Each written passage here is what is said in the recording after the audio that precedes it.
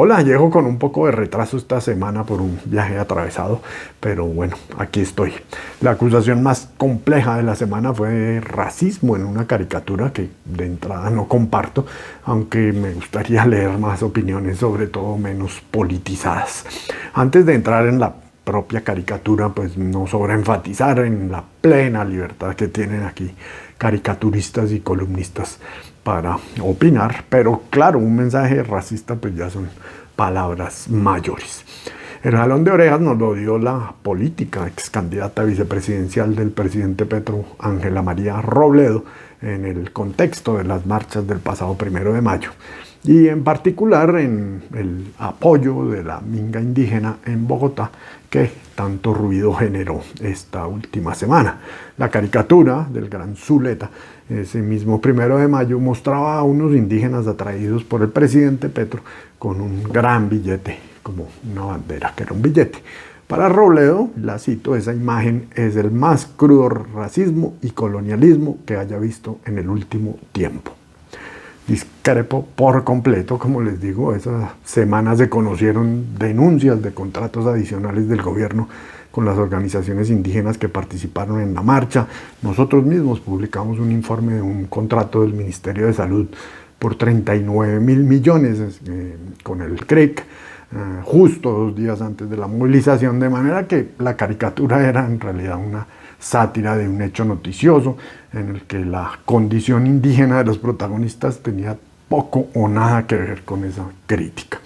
Y no, ser de una minoría o haber sido excluido no da automáticamente un blindaje a toda crítica. ¿O qué opinan ustedes?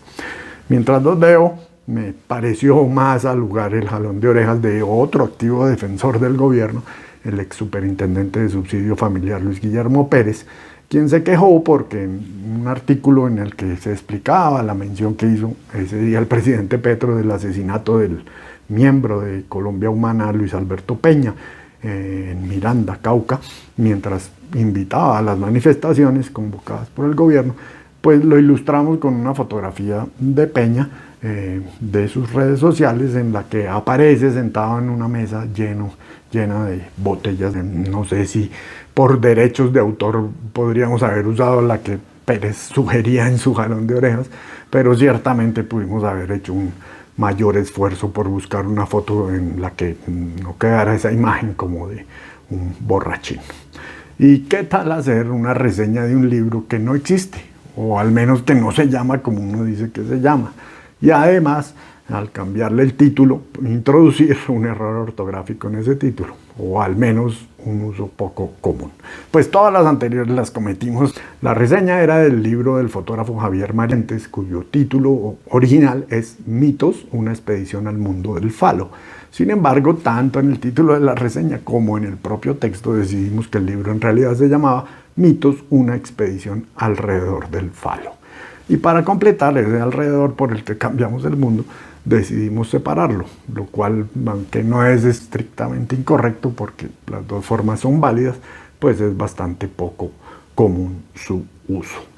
Termino con el susto que nos pegó a mí y a varios otros mayorcitos @Joligrilla, quien entendió que en un titular habíamos decidido llamar adulta mayor a una señora de 43 años. Tal fue el susto que yo de inmediato reaccioné sumándome a esa indignación. En realidad fue que no cayó en la cuenta y pues yo no había leído el artículo, que la nota hablaba de 2 víctimas, una que había fallecido, adulta mayor de 72 años, y otra que quedó herida de 43 años. Y llevamos pues con los palabras de don Jairo Alberto. Nos inventamos en el periódico impreso de esta semana 30 palabras y escojo 2 como ganadoras, pues llegaron a ser titulares. Falta de concordancia en ambos casos.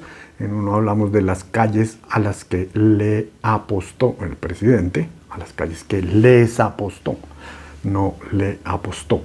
Y en el otro hablamos de unas algas que tienen preocupado a la costa del Chocó. El preocupado puede que sea el Chocó, pero la costa ha de estar preocupada. Bueno, no es más, nos vemos, chao.